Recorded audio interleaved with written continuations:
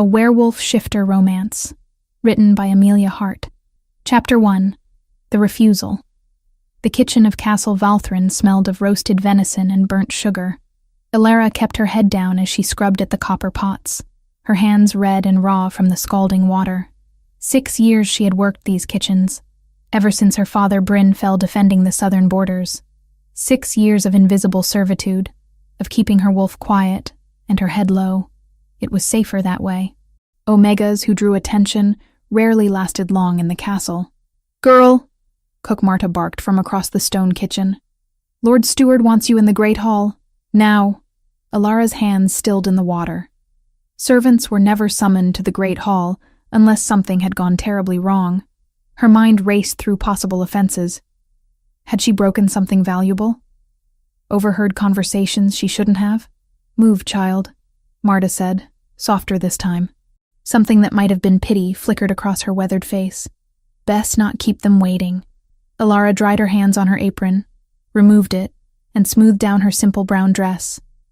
The fabric was coarse, patched in places, but clean. Her father had taught her that dignity wasn't about fine clothes. It was about how you carried yourself when the world tried to break you. She could still hear his voice sometimes, in quiet moments. "Stand tall, little one. A bent back invites a boot." The great hall stretched before her, vast and cold. Torches flickered in iron sconces along the stone walls, casting dancing shadows across the gathered nobles. Ilara's breath caught. This wasn't a simple summons. This was court. At the far end of the hall, seated on the ancient throne of black iron and silver, was Alpha King Vilcor. Even from this distance, his presence dominated the space. Dark hair fell past his shoulders, and his beard was neatly trimmed in the style of warrior kings. His eyes were the deep green of forest shadows, and they tracked her approach with unnerving focus. She had seen him before, of course. Everyone in the castle had. But servants weren't meant to look directly at the Alpha King, weren't meant to notice the scars that marked his hands and forearms, the way he held himself with controlled violence barely leashed. Ilara walked forward, her worn shoes whispering against the stone floor. The crowd of nobles parted reluctantly, their expensive silks and velvets a stark contrast to her servant's dress. She heard the whispers. Why summon a kitchen girl? What could she possibly have done? Look at her. She's nobody. Nobody. Yes, she had worked very hard to be nobody for 6 years. She stopped 10 paces from the throne and dropped into a curtsy, head bowed. The stone floor was cold beneath her knees. "Ilara, daughter of Bryn," Vilcor's voice carried across the hall without effort, deep and commanding. "You may rise."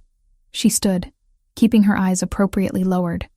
Her heart hammered against her ribs, but she forced her breathing to remain steady. Whatever this was, she would face it the way her father had taught her. "You have served this castle loyally for 6 years," Vilcor continued. There was something strange in his tone, something she couldn't quite identify. "Your service has been noted. This wasn't how punishments began."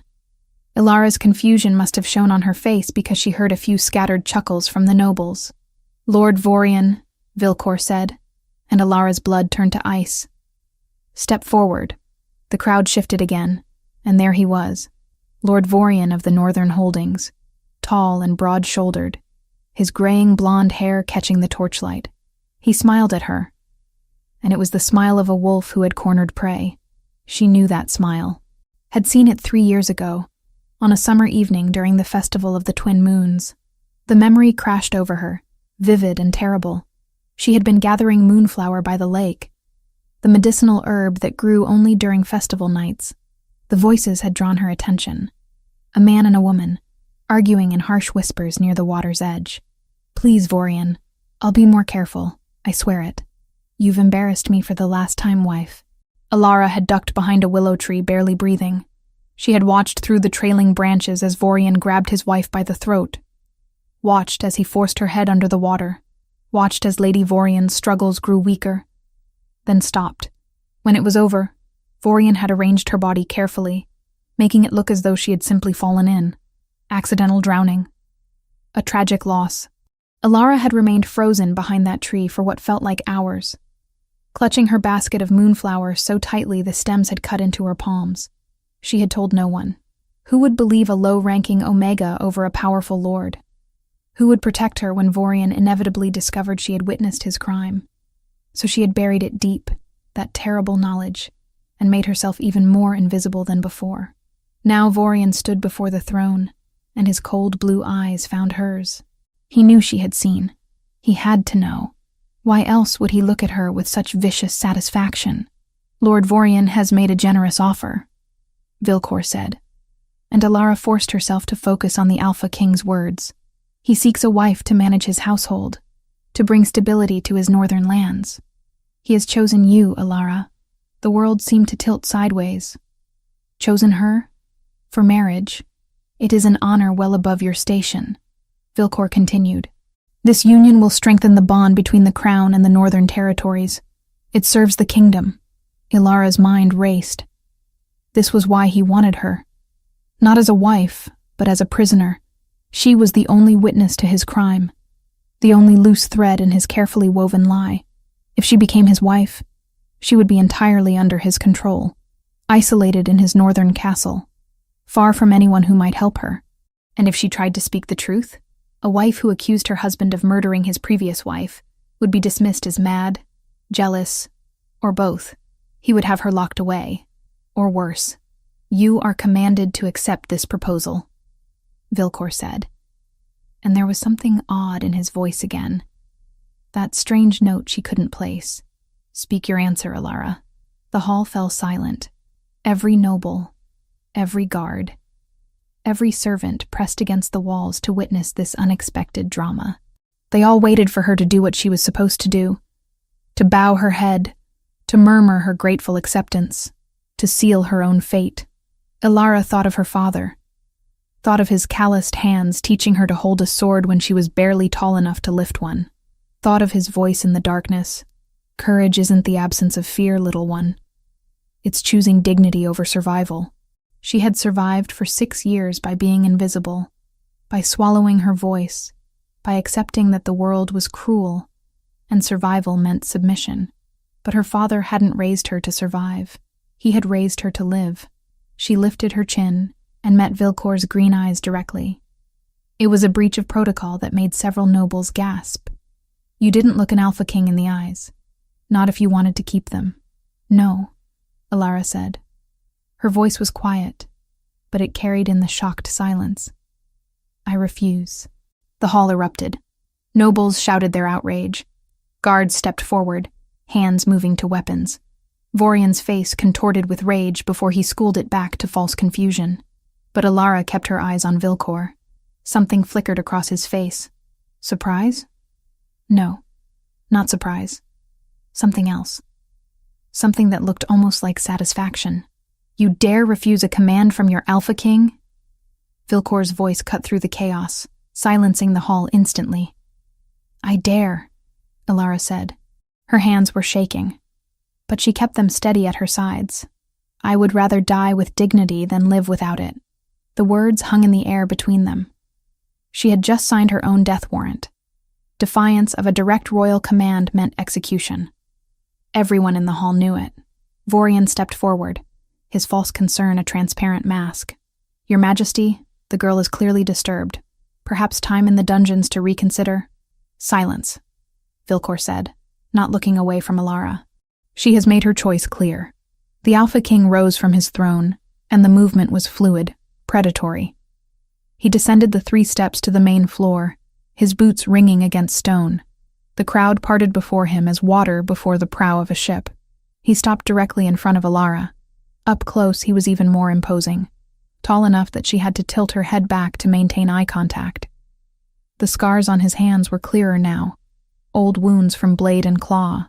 His scent surrounded her, pine smoke and winter storms and something wild beneath. Kneel, he commanded. This was it then. The execution. Alara had seen enough of them to know how they proceeded. The condemned kneeling before the throne, the Alpha King's judgment delivered, the swift fall of the headsman's axe. She lowered herself to her knees, the stone cold and unforgiving beneath her. If she was going to die, she would do it the way her father had lived.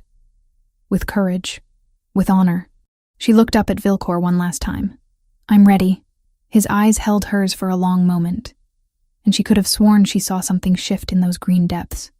Not cruelty, not anger, respect. Then he turned to face the assembled court. 6 months ago, I inherited a kingdom built on fear. My father ruled through terror, and I inherited his throne along with his methods. But I did not inherit his vision. He paused, letting his words sink in. I have tested many in this court, given commands that no just ruler should give. Commands designed to measure loyalty against conscience. Ilara's breath caught. Tested? 47 times I have given such commands. Vilcor continued. 47 times. My nobles, my advisors, my warriors have obeyed without question. They would see innocent families cast out, property seized without cause, lives destroyed, all because their king commanded it. His voice hardened. 47 times, not one soul in this kingdom had the courage to say no. The hall was utterly silent now. Every face showed shock, confusion, or dawning understanding. Until today, Vilcor said.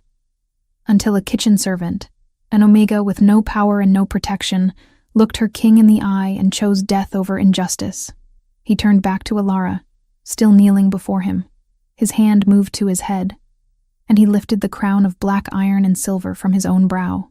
The world seemed to stop. The law is clear, Vilcor said. Defiance of the Alpha King's command is punishable by death, but the law also grants the Alpha King absolute authority over matters of justice and mercy. He held the crown before him, ancient metal gleaming in torchlight. I cannot pardon you without appearing weak, but I can make you my equal. Ilara's mind went blank. Equal? What did that? Vilcor lowered the crown toward her head, and the moment the metal touched her hair, the world exploded. Power slammed through her, raw and electric. Her eyes burned, the amber deepening to silver-touched gold. Vilcor's green eyes blazed with the same sudden fire. Emerald shot through with molten gold. Energy crackled in the air between them, visible as dancing sparks. Every shifter in the hall recoiled from the force of it. The mate bond. Real, undeniable, impossible to hide. Ilara gasped as sensation overwhelmed her. She could feel him, feel Vilcor in a way that went beyond the physical. His presence wrapped around her consciousness, foreign and familiar at once, and beneath the shock she felt his own stunned disbelief mirroring hers. He had been testing for courage. He hadn't been testing for this. The crown settled on her head, surprisingly heavy, warm from Vilcor's body heat. The crackling energy slowly faded, but the bond remained, a golden thread connecting her awareness to his. Behold, Vilcor's voice was rough, shaken for the first time. You're Luna, your queen, the only soul in this kingdom brave enough to defy injustice, even at the cost of her life. The crowd stared in absolute silence. Then, slowly, uncertainly, they began to kneel. Noble after noble, guard after guard, dropping to one knee in acknowledgement, all except Lord Vorian. His face had gone white, then red. Fury burned in his cold blue eyes. He had planned to silence the one witness to his crime, and instead she had just been crowned queen. Ilara met his gaze steadily. She was no longer the invisible kitchen girl he could dispose of quietly. She wore the crown of Valthrin now, but the crown didn't erase her fear. It didn't erase the memory of his wife's body, limp and lifeless in the lake water. It didn't erase the knowledge that she had just made an enemy of one of the most dangerous men in the kingdom, and it didn't erase the more terrifying truth. She could still feel Vilcor through that bond, feel his surprise, his confusion, his reluctant fascination. He had rejected the very idea of fated mates publicly, called them superstition and weakness. Now he was bound to one. She had refused a forced marriage to a murderer, only to find herself mated to an Alpha King who had used her as a test subject, who had put her life in danger to prove a philosophical point about courage. Vilcor extended his hand to help her rise. Through the bond, she felt his carefully controlled turmoil. He had not planned this. Neither of them had. Ilara looked at his outstretched hand, looked at the crown now resting on her own head, looked at the assembled nobles and the murderous rage on Vorian's face.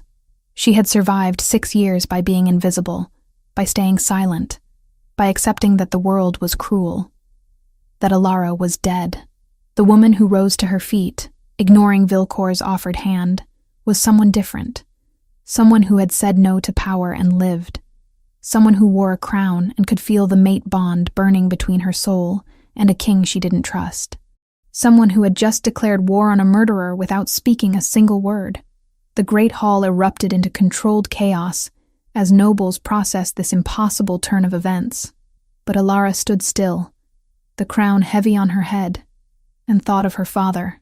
Courage, he had said, is choosing dignity over survival. She had chosen. Now she would live with the consequences. Chapter 2. Crown and Consequence. The world narrowed to the feeling of cold metal against Alara's scalp, and the impossible surge of power connecting her to the man before her.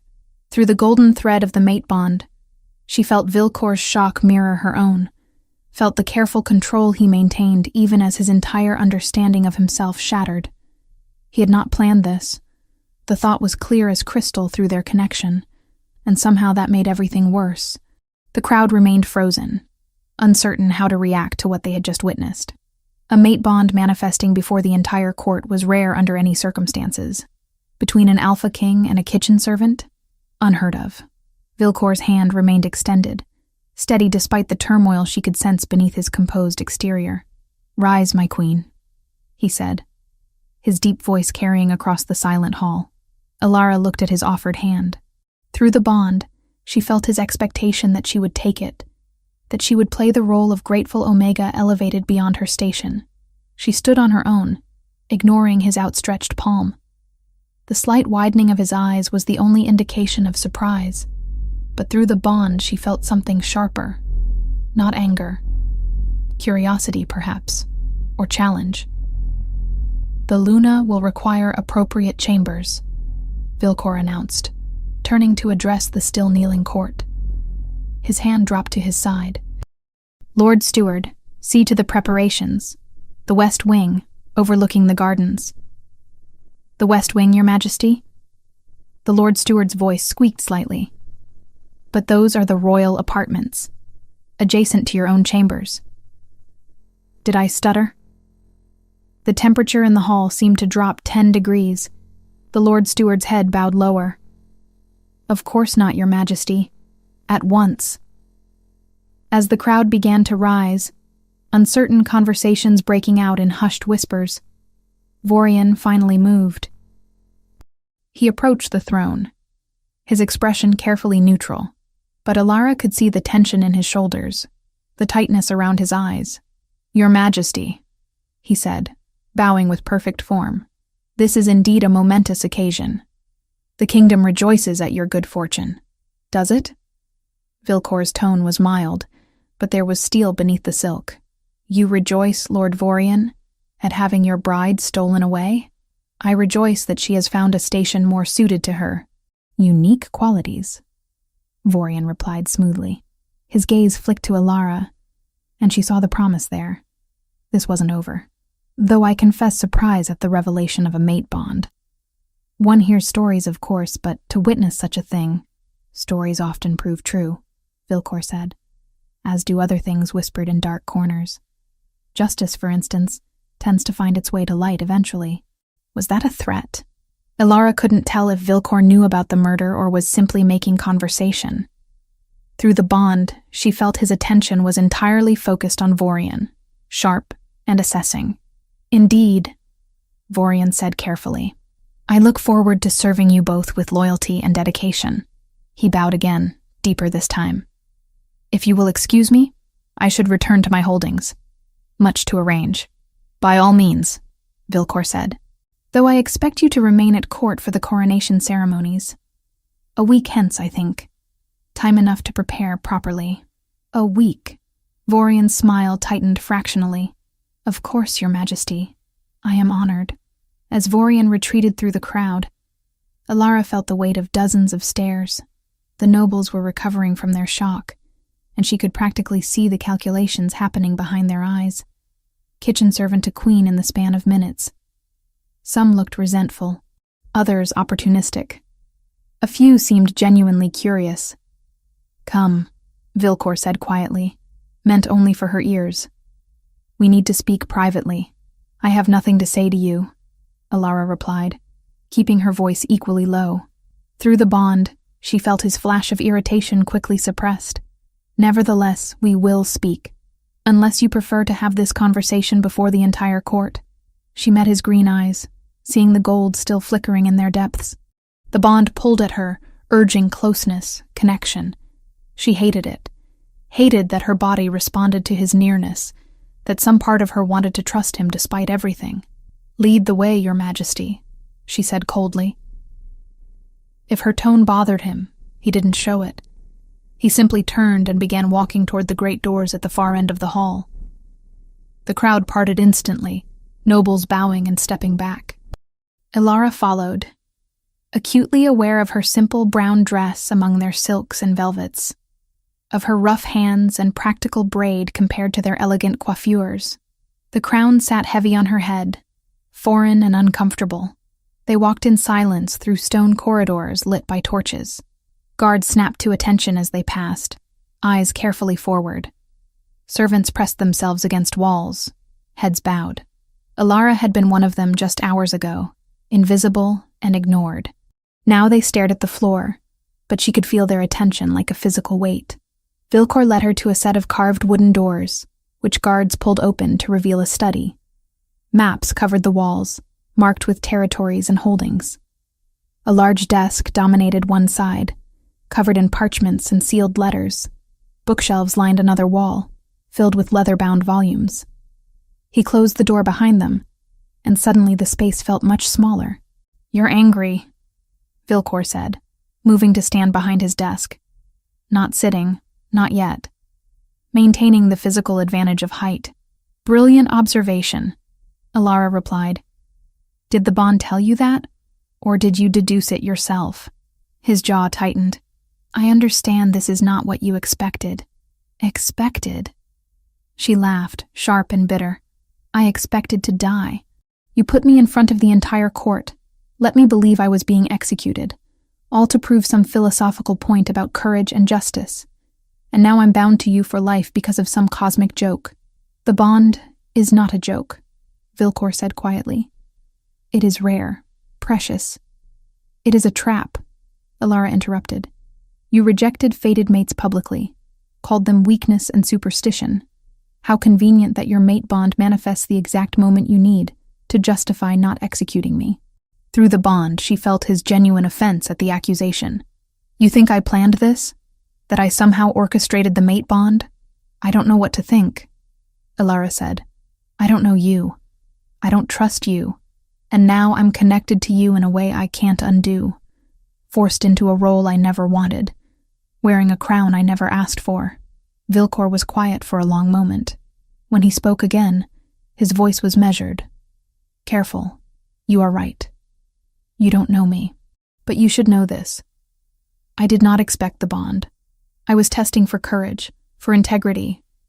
Those qualities are so rare in this court, so buried under layers of fear and ambition, that I needed to find someone who possessed them. I chose tests I could undo," Vilcor said quietly. "Every cruel order I gave, I overturned within days. Families reinstated, property returned, reparations paid from my private coffers. Their obedience still damned them, but the innocent did not carry the cost of my experiment." "So you risked my life," Alara said flatly. "I gave you a choice," he corrected. "Perhaps not a fair one, but more than most people in your position ever receive. You could have accepted Vorian's proposal. You would have lived, under his control, forever silenced." The words escaped before she could stop them. Vilcor's eyes sharpened. Silenced about what? Alara hesitated.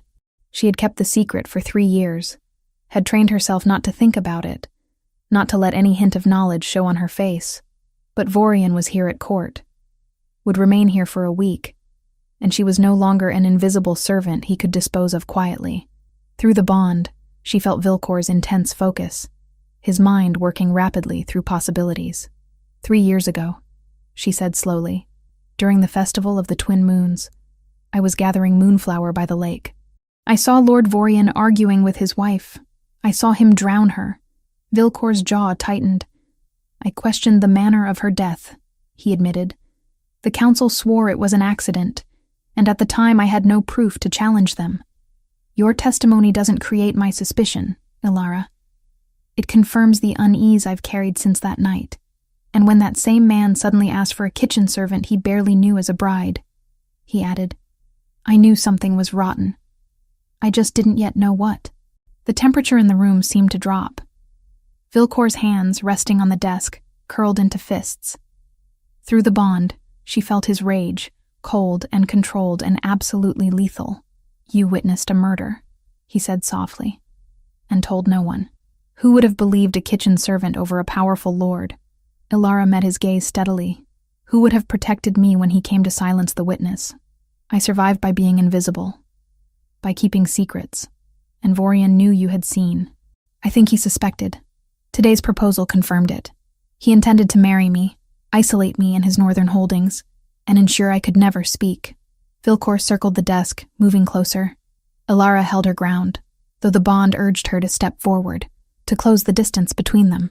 Do you have proof? He asked. Witnesses? Evidence? I know what I saw, Ilara said. Another servant, the laundress, was at the lake that night. I don't know if she saw what I did, but she might have. Then we investigate, Vilcor said immediately. Quietly, carefully. If Vorian murdered his wife, he will answer for it. Just like that, Ilara couldn't keep the skepticism from her voice. You believe me without question? Through the bond, she felt his absolute certainty. I tested 47 people for courage and integrity. 47 people failed. You were the only one willing to die rather than compromise your principles. Why would you lie about this? It was the first thing he had said that felt entirely genuine. Not strategic, not political. Simply true. Because, she said quietly, I have lived too long watching evil go unpunished. Watching the powerful crush the weak. I refuse to be part of that system anymore, even if it costs me everything. Something shifted in Vilcor's expression. The careful control slipped, just for a moment, and she saw the man beneath the crown. Tired. Burdened. Trying so hard to be different from his father. That, he said, is why the bond chose us. The words hung in the air between them. Through their connection, she felt the truth of what he believed. That the mate bond didn't create compatibility. It recognized it, found two souls fighting the same battles and bound them together. It was a romantic notion. It was also terrifying. I need time, Ilara said. Time to process this. Time to figure out who I am now that I'm wearing this crown. Time you shall have, Vilcor agreed. Your chambers are being prepared. They are yours alone. I will not enter without invitation. The promise meant more than he perhaps realized. She had expected demands, expectations of immediate intimacy that the mate bond seemed to encourage. Instead, he was offering space. Thank you, she said, and meant it. He nodded once, then moved back toward his desk. We should discuss the coronation ceremony. There are traditions, protocols. Tomorrow, Ilara interrupted. Please, I have gone from kitchen servant to condemned woman to queen in the span of hours. I need to breathe. Through the bond, she felt his reluctant understanding. Tomorrow, then. I will have servants bring you appropriate clothing. Meals will be provided. If you need anything, I will manage, Ilara said. She turned toward the door, then paused. One question. Ask. The test. You said 47 people obeyed unjust commands without question. What would you have done if I had obeyed as well? If no one ever said no? Vilcor was quiet for a long moment. When he spoke, his voice was heavy with a truth he had perhaps never admitted aloud. I would have known that my father's legacy of fear was complete, that there was no honor left in this kingdom worth saving, and I would have ruled alone, as he did, because no one deserved to stand beside me. The loneliness in those words struck deeper than any plea or promise could have. Through the bond, she felt the weight he carried, the desperate hope that had driven him to test dozens of people, searching for someone who still believed in something beyond survival. She had been that someone. and the bond had chosen to bind them for it. Ilara left the study without another word, following a servant who appeared as if summoned. The corridors seemed longer now, the castle larger and more labyrinthine. She focused on walking steadily, on keeping her head high despite exhaustion pulling at her limbs. The west wing was beautiful.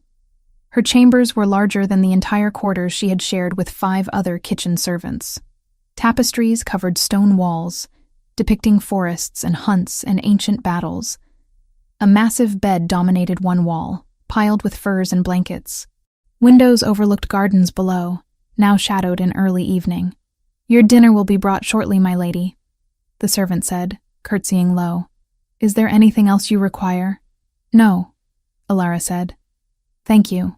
The servant left, and Ilara was finally, blessedly alone. She reached up and removed the crown, setting it on a nearby table. Her scalp ached where the metal had pressed. She moved to the window, looking out at the darkening gardens. Somewhere below, her father was buried in the castle cemetery, in a modest grave marked with his name and rank. "Guard, protector, father, I hope you would be proud," she whispered to the glass. "I said no, just like you taught me."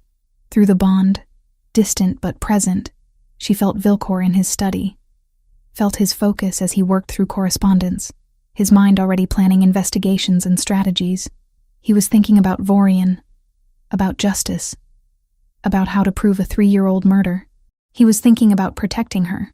Ilara closed her eyes against the pull of the bond, against the part of her that wanted to return to that study, to plan together, to accept this strange partnership fate had forced upon them. Tomorrow she would be practical.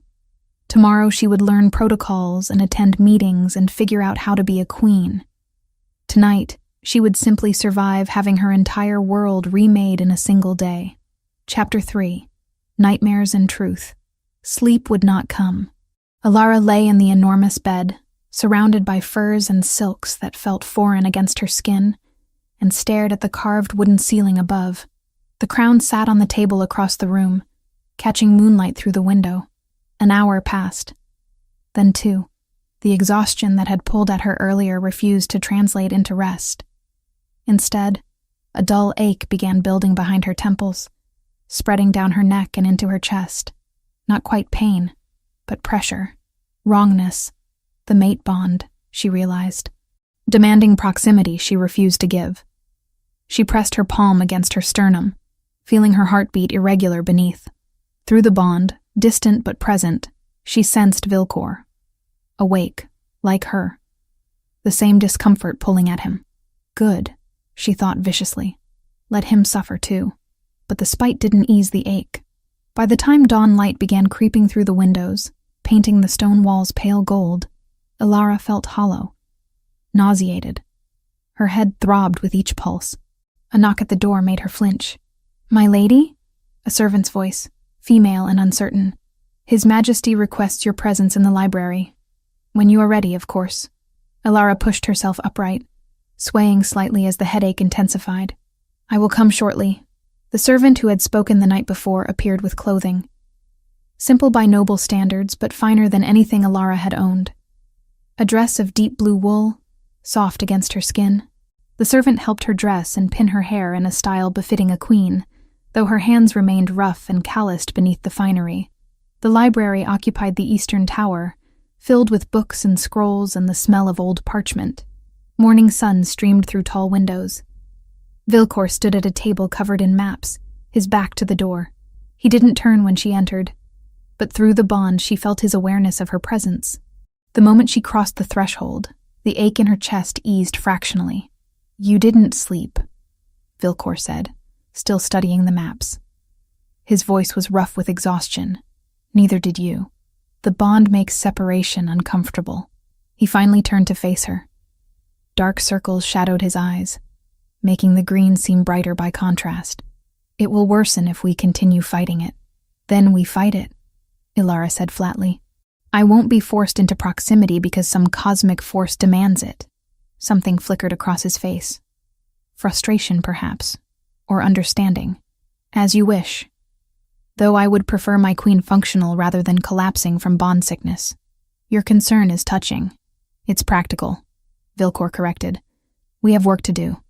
Vorian won't wait patiently while we argue about sleeping arrangements. The mention of Vorian focused her attention. Alara moved closer to the table, noting the maps marked territories and trade routes. What are you planning? Investigation, Vilcor said.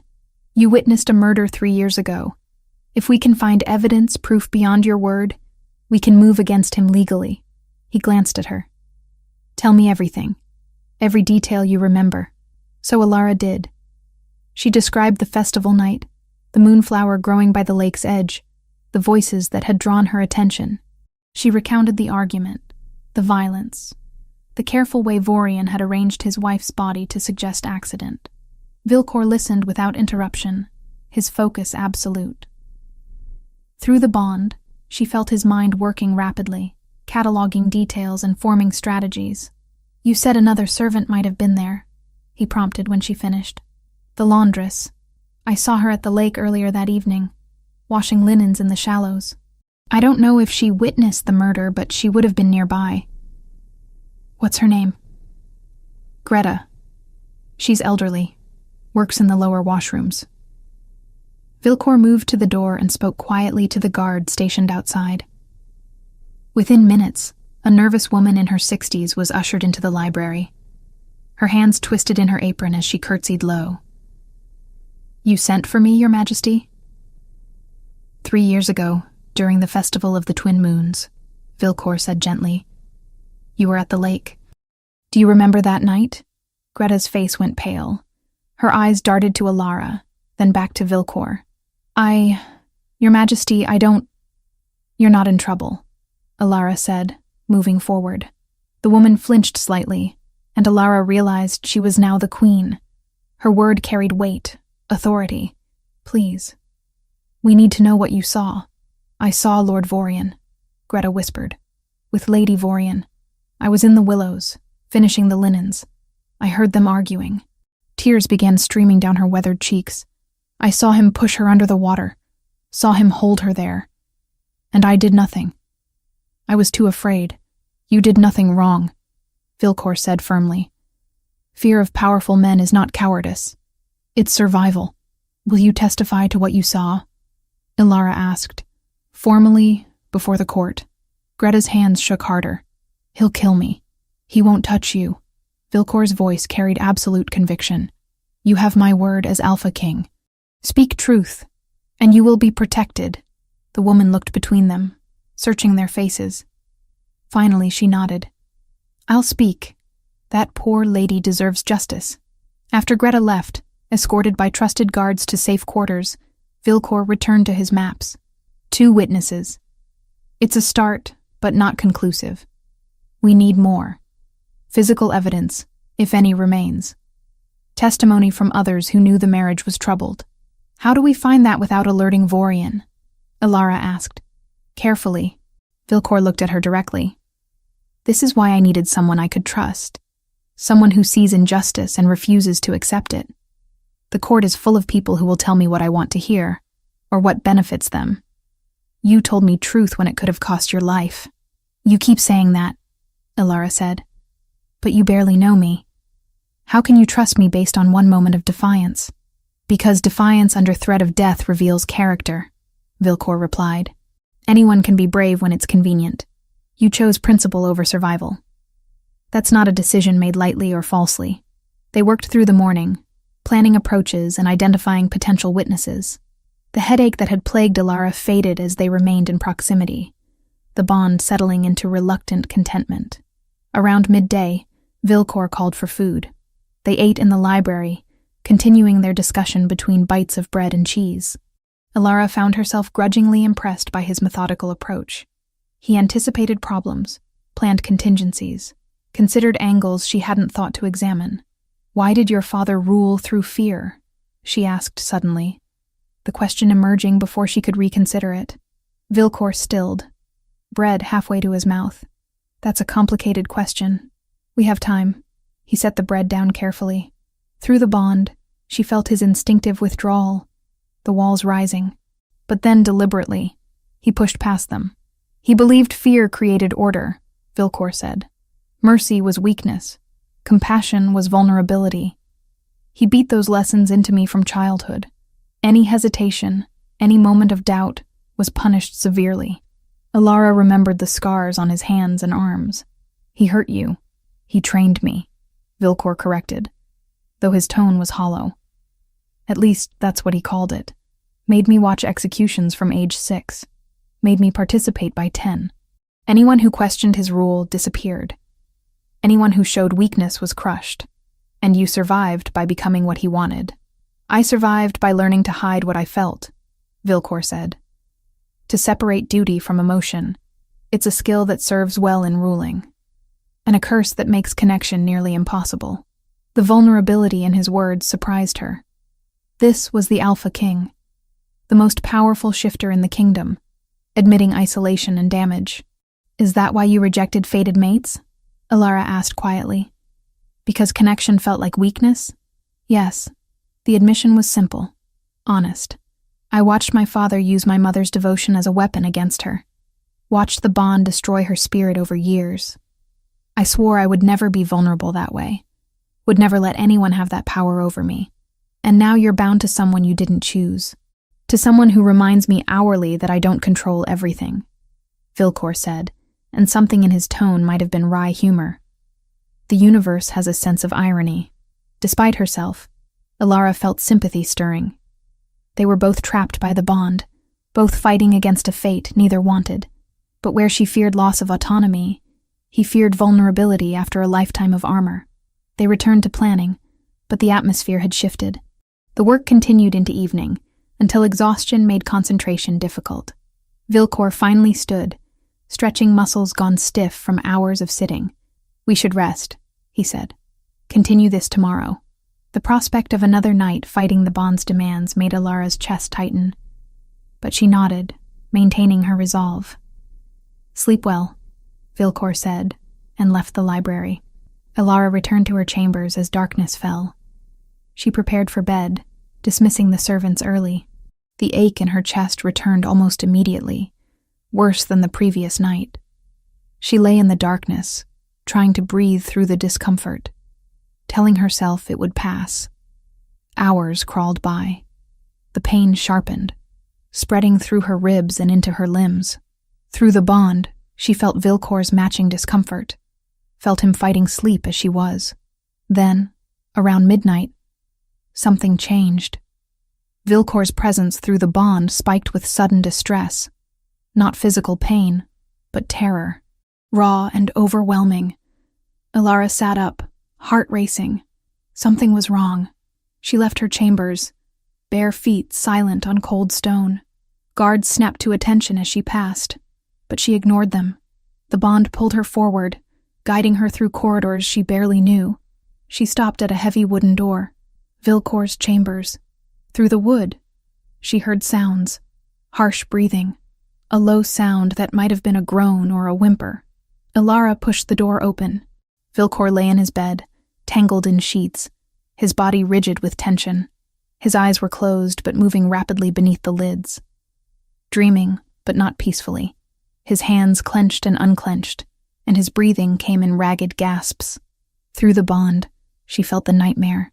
Fragments, impressions, stone walls running with blood. A younger Vilcor, barely more than a boy, holding a sword over a kneeling prisoner. His father's voice, cold and approving. Do it. Show me you're strong. Alara moved to the bed without thinking. She sat on the edge, reaching out to touch his shoulder. Vilcor. Wake up. His eyes snapped open, blazing gold in the darkness. For a moment he didn't seem to recognize her, his wolf too close to the surface. Then awareness returned, and the gold faded back to green. Alara? His voice was rough, confused. What are you doing here? You were dreaming, she said simply. He sat up, pushing sweat-damp hair from his face. His hands trembled slightly before he curled them into fists. I'm fine. You should go. No. The single word hung between them. Vilcor looked at her, surprise flickering across his face. Through the bond, she felt his shame at being seen this way. Vulnerable. Broken by memories. Alara didn't offer empty comfort. Didn't promise everything would be fine. or that the nightmares would stop. Her father had taught her that some wounds didn't heal cleanly. They left scars that ached in cold weather, reminders of damage done. Instead, she simply stayed. She sat on the edge of his bed, not touching him, not speaking, just present.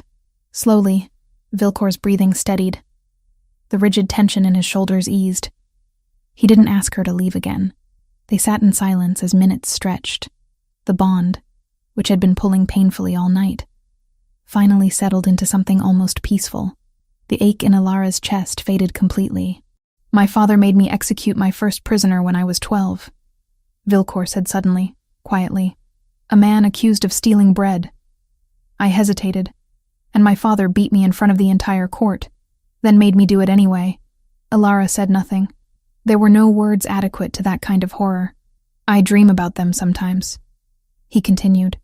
"All the people I killed on his orders. Wonder if any of them were actually guilty. Wonder how many died because a child was too afraid to refuse his father." "You were a child," Alara said. "Children don't have power to refuse men who hurt them. I have power now." His hands unclenched slowly. "I can choose differently." "I am choosing differently." "Yes," Alara agreed. "You are." They remained there as night deepened toward dawn, not speaking, but not alone.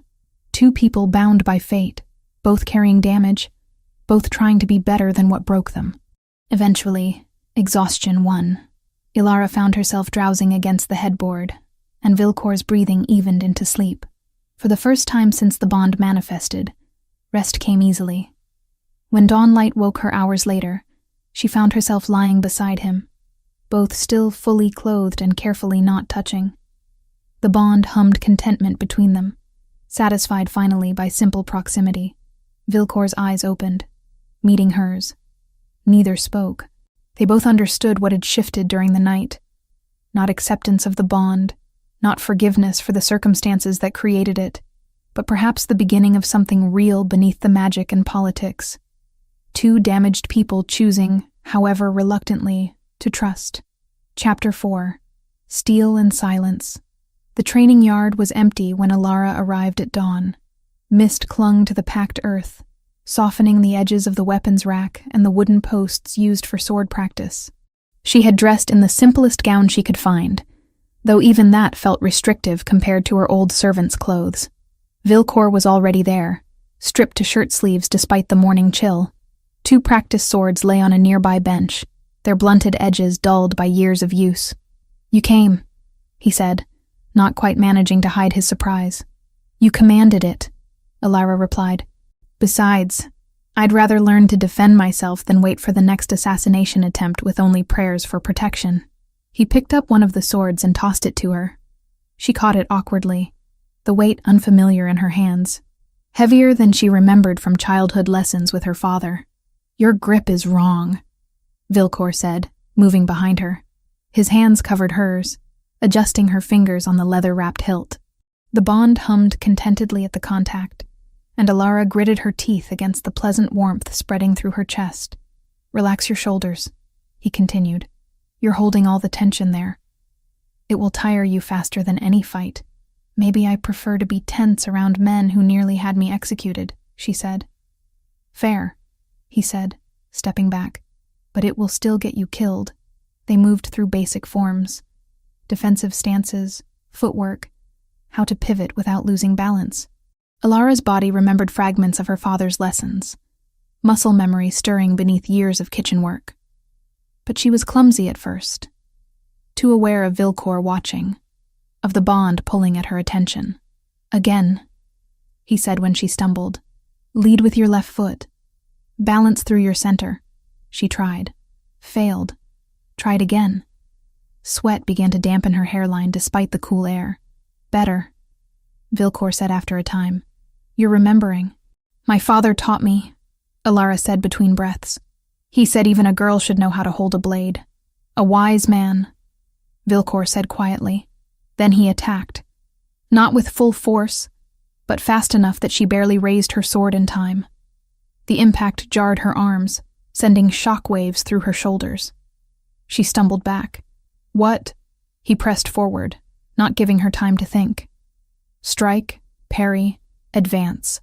Alara reacted on instinct, blocking more by luck than skill. Her breath came harsh and ragged. An assassin won't wait for you to perfect your form, Vilcor said, relentless. Move. Adapt. Something shifted in Alara. The fear of failure burned away, replaced by old anger. Anger at being powerless, at watching crimes go unpunished. At 6 years of swallowing her voice, she stopped only defending. She attacked. Her blade swung toward his side. He blocked it easily. But surprise flickered across his face. There, he said. That's what I wanted to see. They continued until her arms trembled with exhaustion. When he finally called a halt, she was panting, sweaty, and oddly exhilarated. Her body remembered how to be dangerous, how to be more than invisible. You did well, Vilcor said. He wasn't even breathing hard. We'll train every morning. Your instincts are good. You just need to trust them. As they left the yard, Alara became aware of watching eyes. Nobles on a nearby balcony, observing with poorly concealed interest. Among them stood Lady Vesper, her auburn hair gleaming in the strengthening sunlight. Her expression was calculating. They're talking about us, Alara murmured. Let them, Vilcor said. While they gossip, we work. The talk turned vicious by midday. Alara heard the whispers as she walked the corridors. Servants fell silent when she passed, but not quickly enough. Words like enchantment and false bond and kitchen witch followed her like shadows. The formal test came during the evening meal. The great hall was crowded, nobles in their finest silks and velvets. Alara wore deep green, the crown resting on her pinned hair. She felt every eye tracking her as she entered on Vilcor's arm. They had barely taken their seats when Lady Vesper rose from her place halfway down the hall. She approached the high table with measured steps, her smile sharp. Your Majesties, she said, curtsying perfectly. Might I offer the court's congratulations on your union? Your words are kind, Alara replied evenly. Only honest, Vesper said, though some in the court find themselves curious. Mate bonds are so rare. Some might even say mythical. Her gaze moved between them. To have one appear so suddenly, at such a convenient moment, it has given us much to discuss. Courts rarely lack for topics to discuss, Vilcor said, his tone dangerous. True, Vesper agreed. But when those discussions concern the stability of the throne, it becomes more than idle gossip. Forgive my bluntness, but some worry that perhaps outside forces are at work. Old magic, perhaps. There are tales of bonds being falsely woven. The hall went silent. Every conversation stopped. All attention focused on the high table. You're suggesting I used magic to deceive your king? Alara asked, her voice calm despite the fury building in her chest. I suggest that in uncertain times we should question convenient coincidences, Vesper said lightly. A condemned servant suddenly becomes queen. It is curious. Alara studied the woman before her. Vesper was intelligent enough not to believe her own implications. This was about planting doubt, undermining authority. I spent 6 years scrubbing your pots, Alara said clearly. If I possessed such powerful sorcery, don't you think I would have used it sooner? A few nervous laughs broke the tension. I survived by being invisible, Alara continued, by staying silent while men like Lord Vorian drowned their wives and faced no consequences. The hall erupted in shocked murmurs. Somewhere near the back, glass shattered against stone. Those are serious accusations, Vesper said, her smile faltering. Against serious crimes, Alara replied. And now I have a voice to speak them. If I wanted power, Lady Vesper, there are far simpler methods than enchanting kings. Vilcor's hand covered hers on the table. Through the bond, she felt his fierce pride. My mate bond is not subject to debate, he said quietly, lethally, nor is my choice of Luna. Question it again, and we will have a different conversation about loyalty. Vesper paled and retreated hastily to her seat. Later, after the meal ended and nobles dispersed in hushed clusters, Vilcor led Alara to a tower room she hadn't seen before. Maps covered every surface. Weapons lined the walls. My war room, he explained, where I think when the court becomes unbearable. Alara moved to examine a map of Valthrin and its territories. "You carry all of this," she said. "The politics, the threats, the constant testing. How do you not go mad? Who says I haven't?" He poured 2 cups of water, handing her one. "Today was the first of many such encounters. They will test you repeatedly, looking for weakness. You showed them steel instead. I showed them I have a tongue, and no patience for insults. Same thing," he said dryly. "The distinction doesn't matter." He moved to stand beside her at the map, close enough that she felt his warmth, the bond settling into contentment at the proximity. "I need you to understand something," Vilcor said. "I don't want a decorative Luna who smiles and attends ceremonies. I need a partner, someone who will tell me when I'm wrong, even when it's dangerous." The word partner hung between them, heavy with implication. "And what do I get in return?" Alara asked. "Power to make real change," he said. "Protection to speak truth without fear, and my trust, which I don't give easily." Through the bond, she felt his sincerity. He meant every word. "Be careful what you promise," she said. "I may start enjoying telling you no." His mouth curved slightly. "I'm counting on it." That night, Alara returned to her chambers exhausted but restless. The conversation with Vesper played through her mind. The way nobles had watched her, weighing her worth, searching for cracks. She stood at her window, looking out at the darkened gardens, and thought of her father, thought of his voice. Courage is choosing dignity when the world offers survival. She had chosen once in that great hall. Now she chose it again every morning she woke wearing a crown. Through the bond, distant but present, she felt Vilcor still awake in his own chambers, felt his thoughts circling the same problems she wrestled with. Vorian, the court, the delicate balance of power and justice. Neither of them slept easily that night. But for the first time, the bond didn't feel entirely like a trap. It felt like a lifeline. 2 people drowning in different ways, reaching for each other in the dark. Not love. Not yet. Maybe not ever. But partnership. Choice. Something real building beneath the magic that bound them. Chapter 5. Blood and Secrets. The documents lay spread across the library table, damning evidence written in meticulous script. Alara studied the ledgers while Vilcor paced behind her, restless energy radiating from him through the bond. 3 council members, she said quietly, all receiving payments from Vorian for years. Lord Hadric took the most. "Hadric has been my father's advisor for decades," Vilcor said, his voice tight. "I trusted him. He chose gold over integrity," Alara replied. She traced a finger down the column of numbers. These payments increased significantly around the time Lady Vorian died. Hush money, perhaps, or rewards for ruling her death accidental. Vilcor stopped pacing, coming to stand beside her. Through the bond, she felt his cold fury. Not the explosive rage of his father, but something more controlled, more dangerous. "We move carefully," he said. "Expose them during the council meeting tomorrow. Let them hang themselves with their own lies." Alara nodded, already planning questions, angles of attack. They worked late into the night, preparing their case. When exhaustion finally forced them to rest, the bond settled into contentment at their shared purpose. Morning came too soon. Alara woke in her chambers, the bond tugging gently toward Vilcor. She rose and dressed, choosing a gown of dark blue that made her look more queen than servant. The crown sat heavy on her head as she made her way to the council chamber. The meeting had barely begun when Vilcor laid the evidence on the table. "These ledgers were recovered from Lord Vorian's holdings," he said. "They detail payments made to 3 members of this council over a period of 7 years.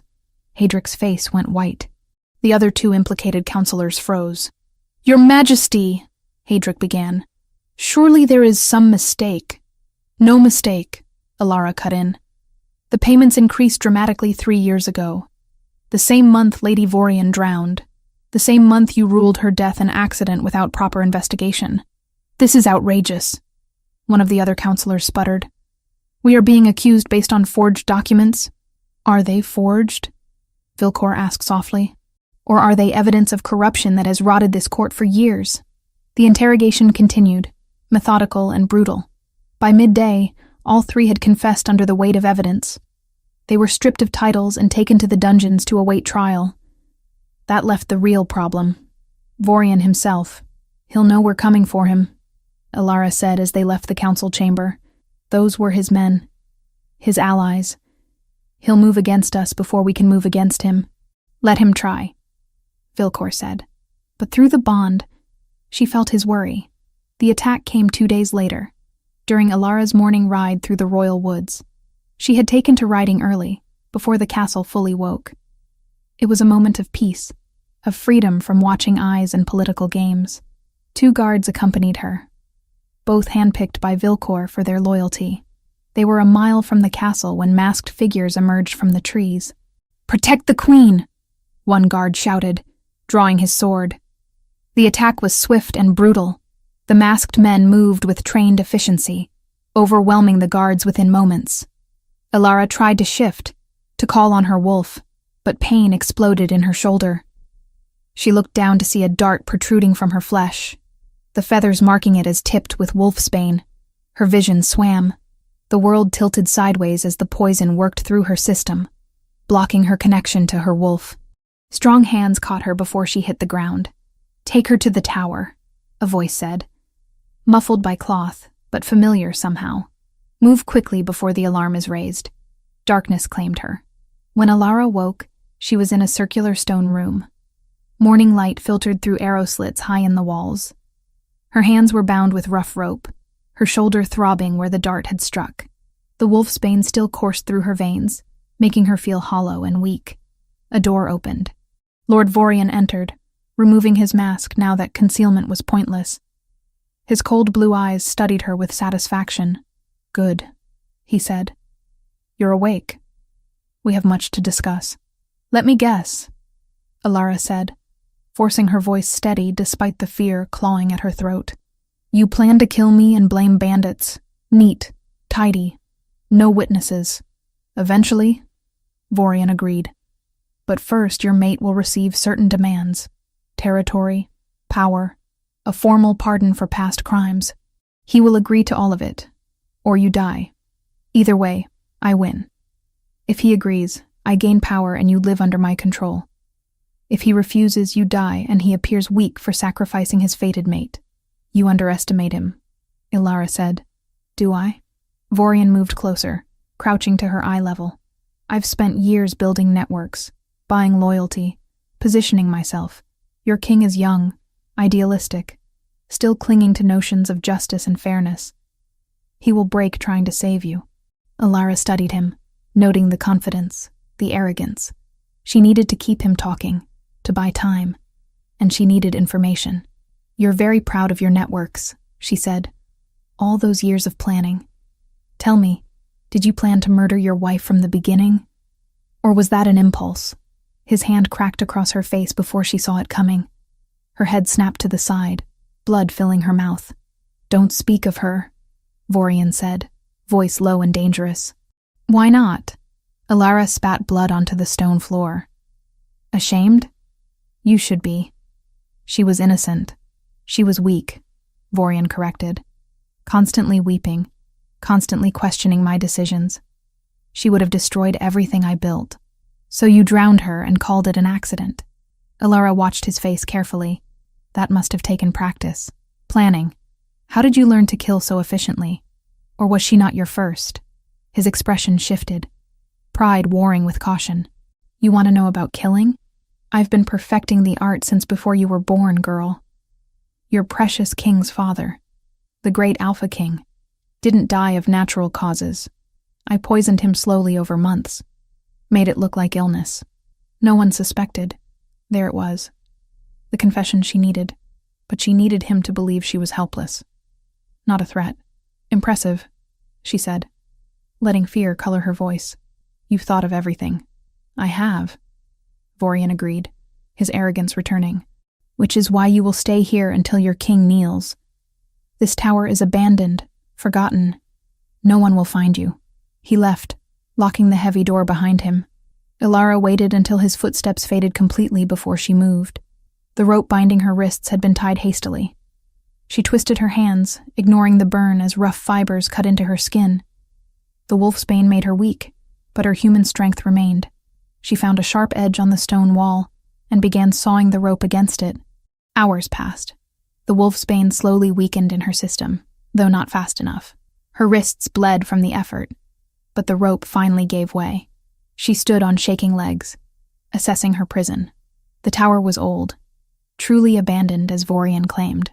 But high in one corner, she spotted movement, a bird's nest, which meant birds came and went through the arrow slits. Alara climbed onto a broken piece of furniture, reaching up toward the nest. A raven watched her with intelligent eyes. "I need your help," she whispered, as if the bird could understand. She tore a strip from her dress, the fabric still bearing the royal emblem embroidered in silver thread. Carefully, she tied it around the raven's leg. "Find him," she said. "Find the king." The raven tilted its head, then launched through the arrow slit. Alara watched it disappear into the morning sky, a small black shape carrying her only hope. She sank back to the floor, pressing her bleeding wrists against her abdomen to slow the flow. The tower was cold. She was weak from wolfsbane and blood loss, but she had done what she could. Now she could only wait and hope that Vilcor would understand the message, that he would find her before Vorian returned with demands and violence. Through the bond, faint and distant, she felt Vilcor's distress. He knew something was wrong. He was searching. "Hold on," she thought, sending the message through their connection, even though she didn't know if he could feel it. "I'm alive. I'm fighting. Find me." The day stretched endlessly. Alara dozed fitfully, conserving strength. The wolfsbane continued to fade, her connection to her wolf slowly returning. By evening, she could feel the shift hovering just beneath her skin, close but not quite reachable. Footsteps echoed on the stairs. Vorian returned, carrying food and water. He seemed pleased with himself. "Your king received my demands," he said. "A messenger delivered them at noon. By tomorrow morning, he will respond. I expect he will agree to everything." "He won't," Alara said. "He'll come for me himself." "Then he's a fool." Vorian set the food just out of her reach. "Eat. I need you alive for the exchange." He left again. Alara crawled to the food, ate mechanically. She needed strength for what was coming, because through the bond, growing stronger as the wolfsbane faded, she felt Vilcor, felt his determination, his rage, his absolute certainty. He was coming, not to negotiate, to wage war. And when he arrived, she would be ready to fight beside him, not wait to be rescued. The moon rose through the arrow slits, casting silver light across the stone floor. Alara closed her eyes and reached for her wolf. It answered finally, surging up through the wolfsbane's lingering poison. "Not yet," she told it. "Soon. When the moment comes, we shift. We fight. We survive." The wolf settled, patient and ready. Alara's hands found the stone she had been slowly loosening from the wall over hours of patient work. It came free, heavy and sharp-edged. Not a sword, but a weapon nonetheless.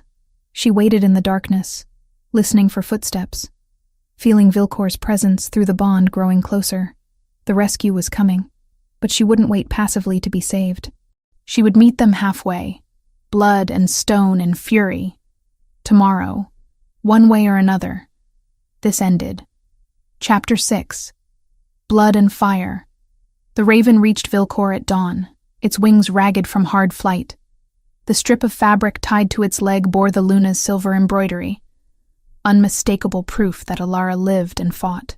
Vilcor studied the bird with grim focus, his jaw tight. He knew immediately where she was being held. Only one abandoned tower stood in those woods, an old watchpost he'd had marked on his patrol maps months ago, useful to smugglers and traders who believed the crown no longer remembered it. "Gather 10 of our best," he commanded the captain of his guard. "We ride within the hour. Tell no one where we go." The ride through the forest was tense and silent. Vilcor felt Alara through the bond, distant, weakened, but burning with determination. She hadn't given up. That thought fueled him as they closed the distance. They found the tower just after midday, crumbling stone rising from the forest floor. 2 guards stood watch at the entrance, mercenaries by their mismatched armor. They fell quickly and quietly to Vilcor's men, throats slit before they could raise an alarm. Inside, the tower smelled of damp stone and old fear. Vilcor moved up the spiral stairs with his sword drawn, his men following close. At each landing, they encountered more guards. The fights were brief and brutal. Vilcor's training under his father had been cruel, but it had made him deadly. "Hold positions on each floor," he ordered quietly. "No one enters or leaves." The highest chamber door was barred from outside. Vilcor's heart hammered as he lifted the heavy beam. Through the bond, he felt Alara's sudden alertness. She knew he was close. He kicked the door open. The scene inside froze for a heartbeat.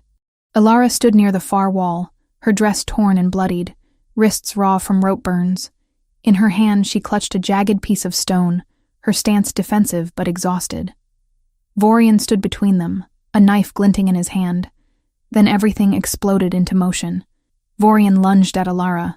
She dodged, but the blade caught her upper arm, opening a shallow cut. Before Vorian could strike again, Alara's body began to shift. Bones cracked and reformed. Brown gold fur rippled across her skin. Within seconds, a wolf stood where the woman had been, smaller than an alpha's form, but fast and furious. She leaped for Vorian's knife hand, teeth snapping. He jerked back, cursing, and his attention split between Alara and Vilcor.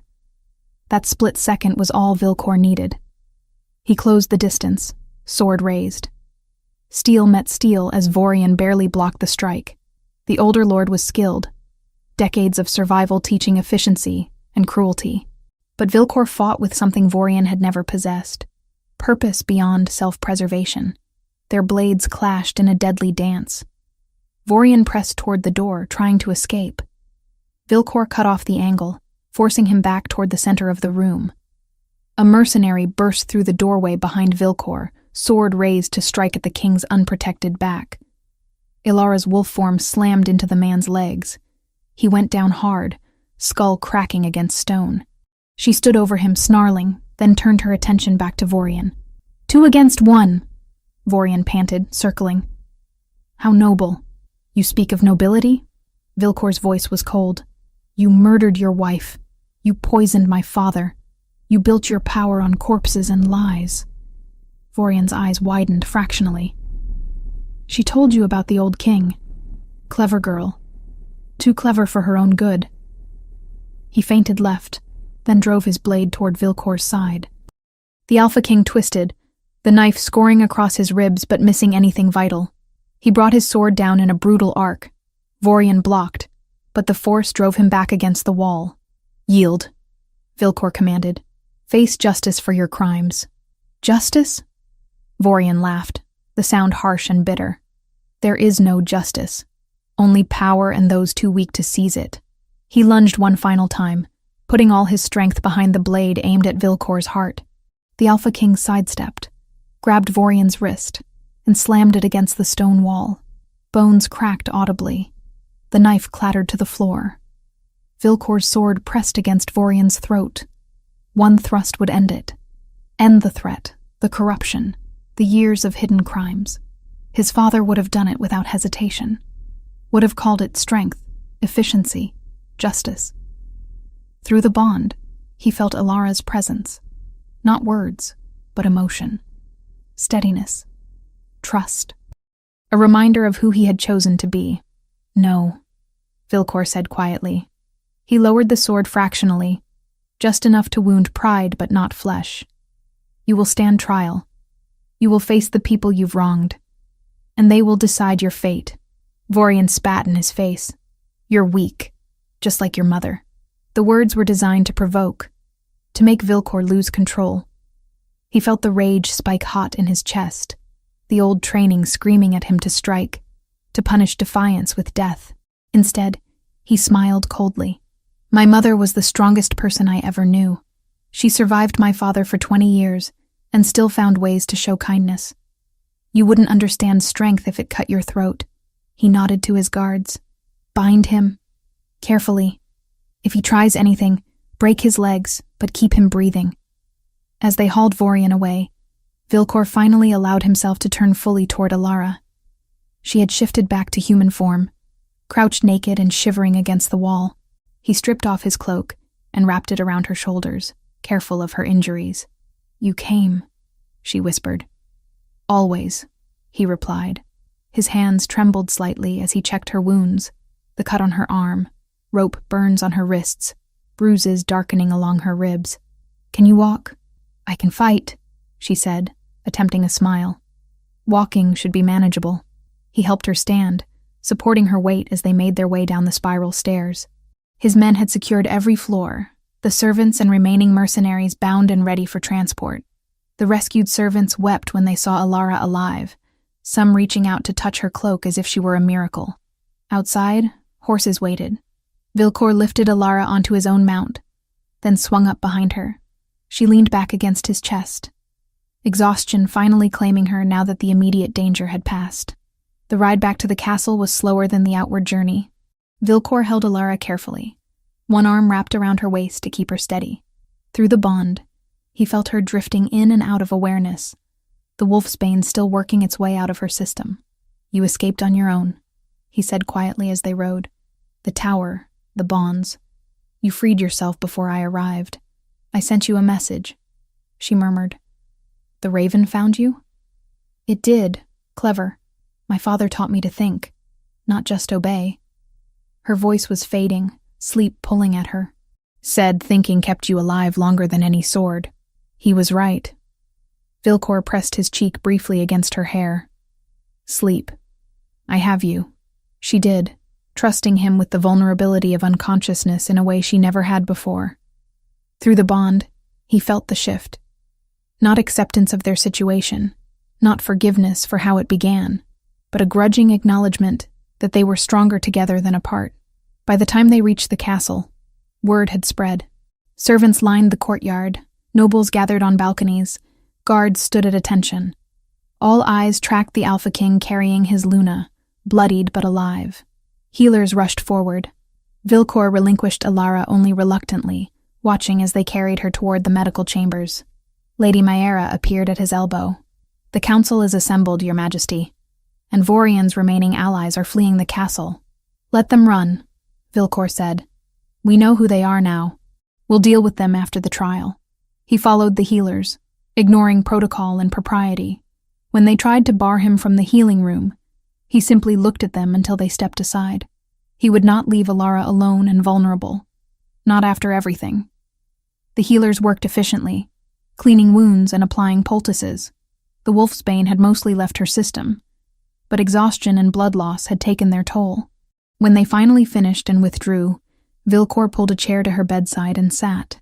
Greta, the old laundress who had testified about Lady Vorian's murder, appeared in the doorway with blankets and hot tea. She nodded to Vilcor, her lined face showing approval. "She's stronger than any of us gave her credit for, Your Majesty. Survived 6 years invisible, then survived being queen. That takes a different kind of courage." "Yes," Vilcor agreed quietly. "It does." Hours passed. Outside the windows, evening fell into night. Alara finally stirred, her eyes opening slowly. "Vilcor? Here." He moved closer, taking her hand carefully. "You're safe. We're at the castle. The healers say you'll recover fully." She squeezed his fingers weakly. "Vorian? In the dungeons, alive and awaiting trial as you wanted. Justice, not vengeance." Something relaxed in her expression. "Good. That's good." She drifted back to sleep, but her hand remained in his. Vilcor sat through the night, watching her breathe, feeling the bond settle into something that felt less like a trap and more like a foundation. They had fought together, bled together, chosen mercy together, not the partnership they had wanted, but perhaps the one they needed. When dawn light crept through the windows, Alara woke again. This time her eyes were clearer, her grip stronger. "We have work to do," she said. Vilcor smiled. "Yes, but first, you rest. The kingdom can wait one more day for its Luna." "Can it?" She raised an eyebrow. "How very indulgent of you, Your Majesty." "I'm learning," he said. "You're a terrible influence." "Good." She closed her eyes again, but there was the ghost of a smile on her lips. "Someone has to be." Chapter 7. Justice and Claiming.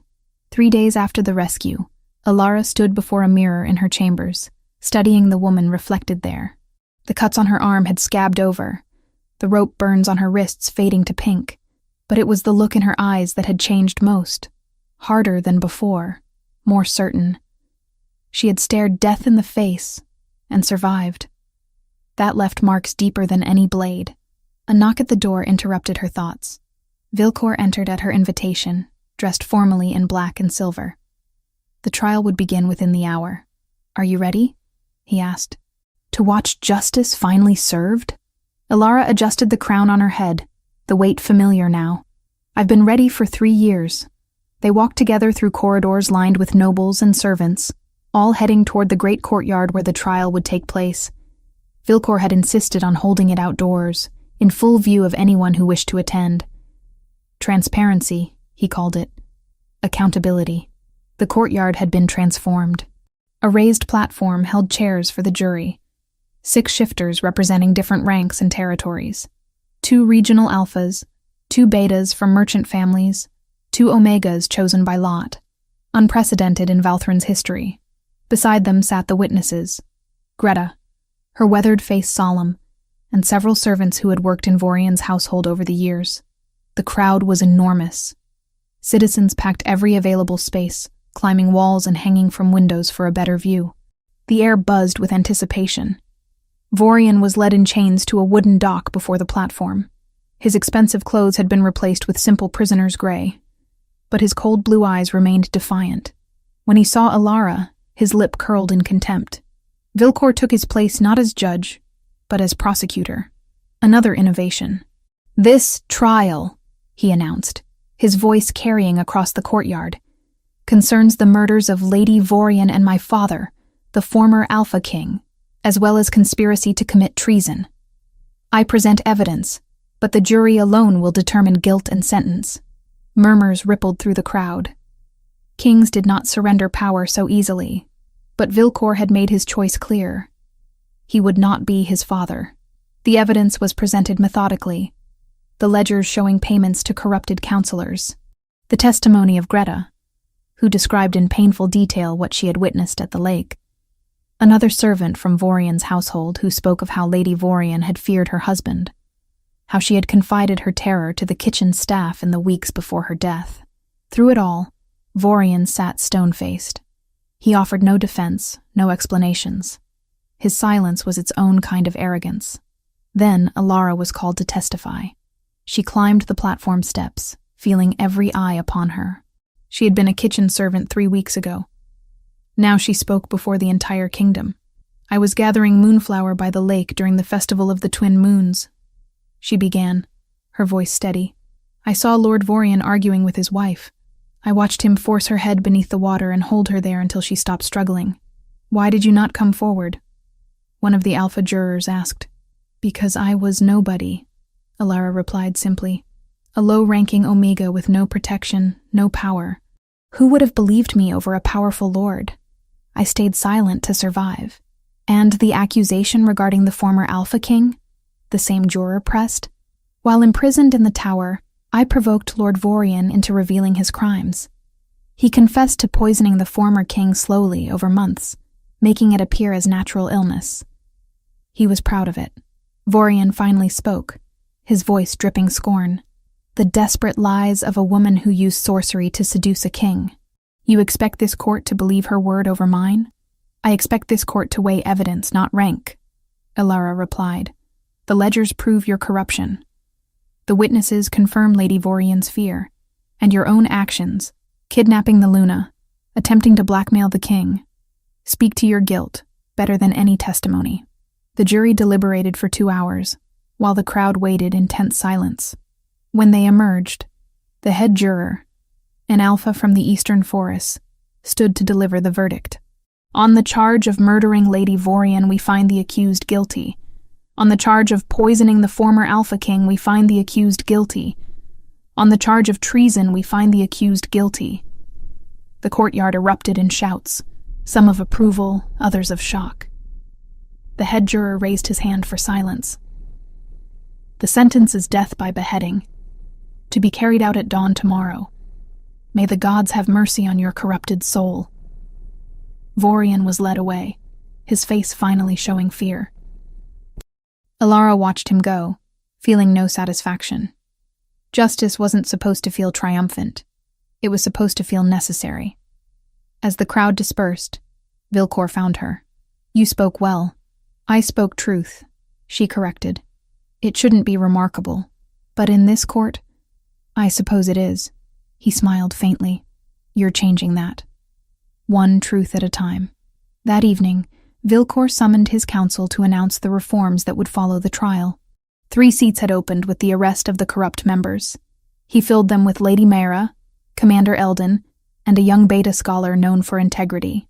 "Furthermore," he said, looking at each counselor in turn, "the Luna will have voting authority equal to mine in all matters of domestic policy and justice. Her voice carries the weight of the crown." Protests erupted immediately. The remaining old guard sputtered about tradition, precedent, the natural order. Vilcor let them speak, then silenced them with a look. "The natural order," he said quietly, "is what men invent to justify keeping power. I am changing that order. Adjust, or find positions elsewhere." Later, in the privacy of the library, he and Alara reviewed the documents for the new law she had drafted. The right of refusal. Any citizen could question an unjust command without automatic punishment, provided they presented valid reasoning. A council would review such cases impartially. "It's revolutionary," Vilcor said, studying her careful script. "It limits royal power in ways that will make every noble in the kingdom nervous." "Good," Alara replied. "They should be nervous. Absolute power corrupts absolutely. You've seen it yourself." He set the document down, his green eyes serious. "This is what you meant to do from the beginning, isn't it? Not just survive, but change the system entirely." "I watched evil go unpunished for years," Alara said. "I swallowed my voice and hated myself for it. If wearing this crown means I can prevent others from facing that same choice between dignity and survival, then I'll wear it." Vilcor reached across the table, taking her hand. Through the bond, she felt his admiration, his growing respect. "We make a good team," he said quietly. "We do," she agreed, surprising herself with the truth of it. The night before Vorian's execution, Vilcor found Alara standing on her balcony, staring at the stars. He joined her in silence, their shoulders nearly touching. "Do you regret it?" he asked. "Any of this?" "Which part?" Alara glanced at him. "Being nearly executed? Being kidnapped? The mate bond that neither of us asked for?" "All of it." She considered the question seriously. "No. I regret the circumstances. I hate that it took terror and blood to get here. But standing in this place with the power to make real change, I don't regret that. Even the bond?" Alara looked at him, really looked. She saw the man who had tested dozens for courage, because he was desperate to find someone uncorrupted, who fought his father's legacy every day, who had surrendered judicial power to a jury because he refused to become a tyrant. "The bond is complicated," she said finally. "It forced us together, took away choice. But what we're building, the partnership, the trust, that's ours. We're choosing it daily."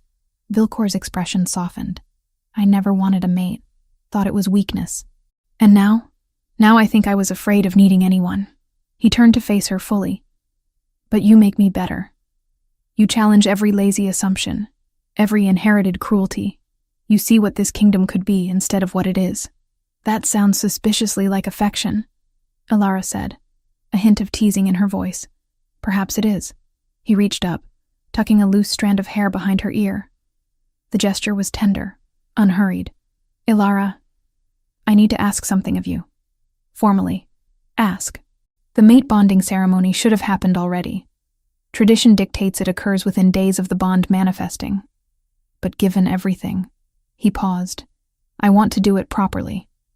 Not as obligation, but as choice. Will you accept the bonding ceremony? Will you let me mark you as my mate before the kingdom?" Through the bond, she felt his vulnerability. This wasn't a command or expectation. It was a genuine question, offered with the understanding that she might refuse. Ilara thought of the girl she had been 3 weeks ago, invisible and silent. Thought of her father's voice. Live with dignity. She was living now. Truly living.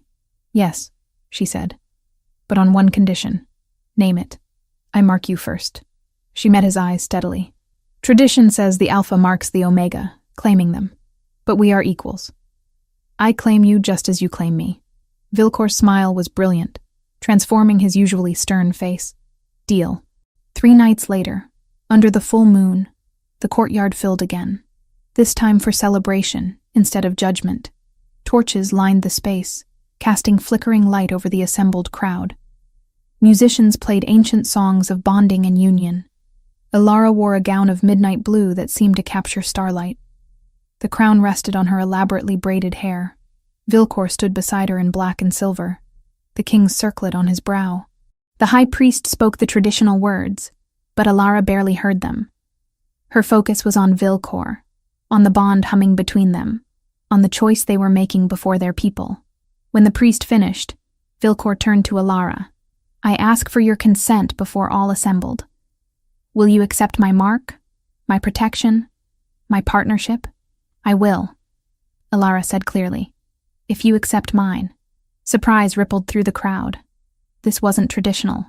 Vilcor's smile grew. I do. Ilara stepped forward first, as they had agreed. She tilted Vilcor's head to the side, exposing his throat. Then she shifted partially, just enough for her teeth to sharpen, and bit down on the junction of his neck and shoulder. The bonding mark, visible proof of their union. Vilcor exhaled sharply, but didn't flinch. When she pulled back, blood welled from the bite. It would heal into a permanent mark, showing the world he was claimed. Then it was his turn. He cupped her face gently, his thumb brushing her cheek. Thank you, he whispered, too quietly for anyone else to hear. For choosing me. He bit down on her neck, the pain sharp but brief. Through the bond, sensation flooded, not just physical, but emotional. His fierce protectiveness, his growing love, his absolute certainty that she was the strongest person he had ever known. When they separated, the bond flared between them, golden and complete. They turned to face the crowd as truly bonded mates. The courtyard erupted in cheers. Nobles who had questioned Ilara's legitimacy now bowed. Servants wept with joy. Commander Eldon raised his sword in salute, and the guards followed suit. That night, in chambers that Ilara had finally agreed to share with Vilcor, they consummated the bond properly, not with the desperate urgency of lust, but with the careful tenderness of 2 people who had fought their way to trust. Afterward, lying tangled together, Ilara traced the mark on Vilcor's neck. We did it, she murmured. Actually chose each other. We did, he agreed, pulling her closer. And tomorrow we keep choosing. Every day. Through the bond, she felt his contentment matching hers. They were building something new in Valthrin. Not perfect, not without struggle, but real. Honest. Just. For the first time since the crown was placed on her head, Ilara felt peace. Chapter 8. New Dawn. 6 months had transformed the kingdom of Valthrin in ways both subtle and profound. Ilara stood at the window of the council chamber, one hand resting on the swell of her belly, watching morning light paint the courtyard gold. The castle that had once felt like a prison now felt like home. Complicated, demanding, but hers. Your Majesty, Lady Mayara's voice drew her attention back to the room. The petitioners are ready. Ilara turned from the window, settling carefully into her chair at the council table. The pregnancy had been easier than expected, though the healers warned she still had 3 months remaining. At 6 months, the child made its presence known, with frequent kicks and shifts that sometimes made it hard to concentrate during long meetings. Vilcor entered through the side door, his hair still damp from morning training. He caught her eye and smiled, the expression transforming his usually stern face. 6 months of partnership had changed him too. He laughed more now, carried less weight alone. Shall we begin? He asked, taking his seat beside hers. Not at the head of the table, but beside her. Equal positions. Equal authority. The morning's first petitioner was a young beta soldier named Torin. Nervous, but resolute. He had requested an audience to challenge a royal decree regarding increased taxation for the new eastern fortifications. "Your Majesties," Torrin said, bowing, "I come to invoke the right of refusal." The room went still. 6 months since the law had been enacted, and this was the first time someone had publicly exercised it regarding a direct royal decision. Every eye turned to Alara and Vilcor, waiting to see if they would honor their own law. "Speak your objection," Vilcor said calmly. "We're listening." Torrin straightened, drawing courage from the invitation. "The eastern fortifications are necessary for defense. I don't dispute that. But the harvest was poor this year in the border villages. Families are already struggling to feed their children. The taxation, as currently structured, will push many into starvation before winter ends." He pulled out a ledger, hands shaking slightly, and presented figures. Crop yields, family sizes, existing debt burdens. He had done his research thoroughly. "I propose," Torrin continued, "delaying the fortification by 1 season. Allow families to recover from the poor harvest. Implement the taxation next spring when they'll have reserves to draw from. The delay adds some risk to our defenses, but losing citizens to starvation is a greater loss than any enemy could inflict." Silence stretched across the chamber. Alara studied the young soldier, seeing echoes of herself in his courage. Speaking truth to power, risking consequences for the sake of others. "Your analysis is sound," she said finally. "Lady Mayera, do the treasury figures support his claims?" Mayera consulted her own ledgers.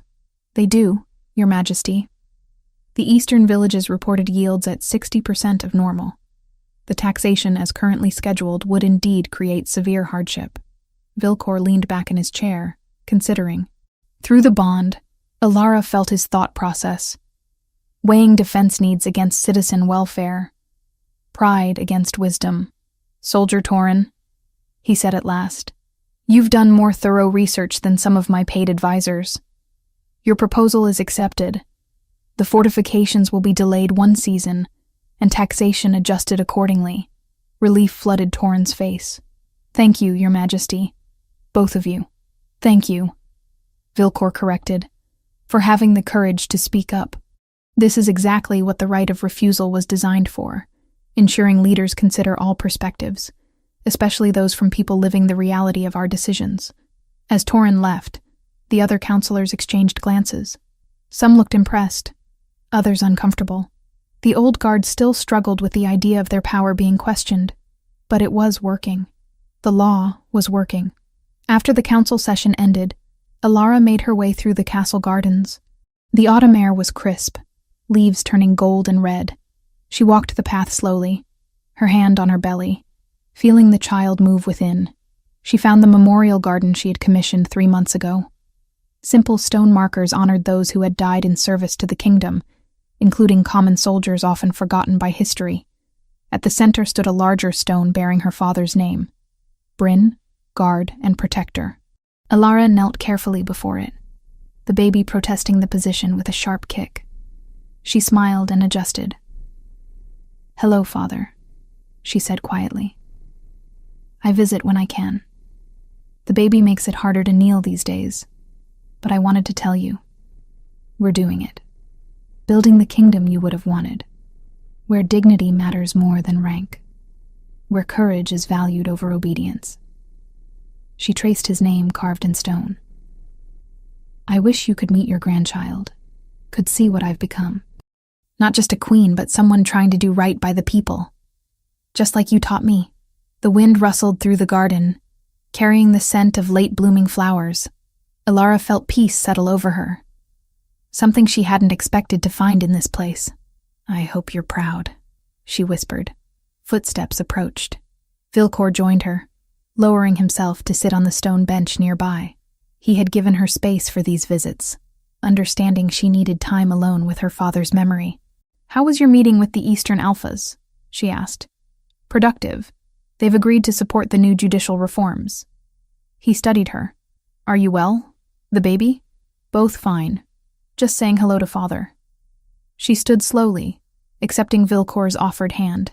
"Did I tell you I want to name the baby Bryn if it's a boy? Or Brianna if a girl?" "You mentioned it," Vilcor's hand covered hers on her belly. I think it's perfect. Your father's legacy should continue. They walked together through the gardens, past beds of herbs and flowering shrubs, toward the castle proper. Servants they passed smiled and bowed, no longer the fearful prostration of Vilcor's father's reign, but genuine respect. The kingdom is changing, Alara observed. I can feel it. Not just in laws, but in how people carry themselves. There's less fear, thanks to you, Vilcor said. You showed them someone could stand up to power and survive. That courage isn't punished, but rewarded. We showed them, she corrected. I stood up, but you didn't strike me down. That's what changed everything. They reached the council chamber balcony, looking out over the kingdom spread before them. Fields and forests, villages and roads, all part of Valthrin. Their responsibility, their legacy. What kind of ruler do you think our child will be? Vilcor asked suddenly. Alara considered. I hope they'll be kind. Strong, yes, but kind. Someone who understands power is responsibility, not privilege. We'll teach them, Vilcor said. Both of us. Show them that true strength comes from lifting others up, not keeping them down. And if they want to be a baker instead of a ruler? Alara asked, half joking. Then we support that too. Vilcor's expression was serious. Our child will have choices I never did. They'll know love, not just duty, safety, not just survival. Through the bond, Alara felt his determination, his promise to break the cycle of cruelty his father had perpetuated. They were building something new, not perfect, but honest. A kingdom where merit mattered more than birth, where justice was transparent, where even the lowest-ranking Omega could challenge the king without fear. That evening, they hosted a small dinner for their closest allies. Lady Mara, Commander Eldon, the reformed council members, and Greta, the laundress who had first testified against Vorian. The old woman sat at the high table, looking overwhelmed but pleased. To 6 months of change, Vilcor raised his cup. And to all of you who made it possible. To the kingdom Valthrin is becoming, Alara added. May it continue to grow in justice and compassion. They drank, then fell into easy conversation. Stories were shared. Laughter echoed through the hall. For the first time in generations, the royal table held people from every rank, united not by fear, but by shared purpose. Later, in their shared chambers, Alara and Vilcor prepared for bed. The familiarity of the routine was comforting. 6 months had transformed awkwardness into intimacy. I've been thinking, Vilcor said as he helped her with the laces of her dress, pregnancy making it harder to reach. About succession. Already planning for our child's rule? Alara teased. Planning for their choice, he corrected. Traditional law says the eldest child inherits automatically. But what if they don't want it? What if they're not suited for it? Alara turned to face him. You want to change succession law too? I want our child to have what we didn't. Genuine choice. If they want the throne and prove themselves worthy through deed, not just birth, they inherit. If not, we choose an heir based on merit, ability, and desire to serve. That's revolutionary, Alara said. Every noble in the kingdom will fight it. Let them fight. Vilcor's eyes were determined. We're not building this new kingdom just to fall back into old patterns with the next generation. Alara kissed him, slow and deep. I love you, she said. The words still felt new, even after months of saying them. You impossible, idealistic, stubborn man. I love you too, he replied. My fierce, brilliant, terrifying queen. They settled into bed, Vilcor's hand resting protectively on her belly. Through the bond, they felt each other's contentment, each other's hope for the future. Do you ever wonder? Alara asked into the darkness. What would have happened if I had said yes that day? Accepted Vorian's proposal? You would have found a way to kill him and escape, Vilcor said without hesitation. You're too strong to be broken. But we wouldn't have this. The bond. The partnership. No, he agreed quietly. We wouldn't. I'd still be searching for someone brave enough to challenge me. Still be alone, trying to fix a broken kingdom by myself. Fate works strangely, Alara mused. It forced us together, but gave us the tools to choose each other. Perhaps that's the point, Vilcor said. Not all bonds are chains. Sometimes they're foundations. The baby kicked hard, making them both laugh. Ilara guided Vilcor's hand to where their child moved restlessly within. Our legacy, she said softly. Not just this child, but the kingdom we're building. A place where someone like me, nobody from nowhere, can stand beside a king and change the world. You were never nobody, Vilcor said fiercely. You were exactly who the kingdom needed. Who I needed. They fell asleep, wrapped around each other, the bond golden and settled between them. Outside, the kingdom slept too, dreaming of the future they were building together. A future where courage mattered more than birthright, where justice was transparent, where even the smallest voice could echo loudly enough to change the course of history.